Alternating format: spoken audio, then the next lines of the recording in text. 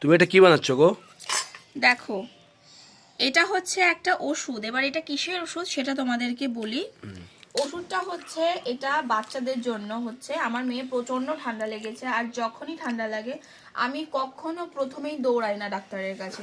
আগে আমি 3 থেকে 4 দিন আগে আমি ঘরোয়া টোটকা করি, সমস্ত কিছু করে নিই, ভেপার দেওয়া, তারপরে আরও যা যা আছে সব কিছু করার পরে যদি না কমে তখন কিন্তু আমি ওকে সর্দি কাশির জন্য স্পেশালি আমি ডাক্তারের কাছে নিয়ে যাই। বাকি জ্বর হলে তো আমি ওষুধ দিয়ে দিই। তো সেটাই আমি তোমাদেরকে দেখাচ্ছি। এই ওষুধটা দেওয়াতে কিন্তু ওর সর্দি কাশি একদম কমে গেছে। আচ্ছা সাসপেন্স করো না, কি কি আছে তো বলো।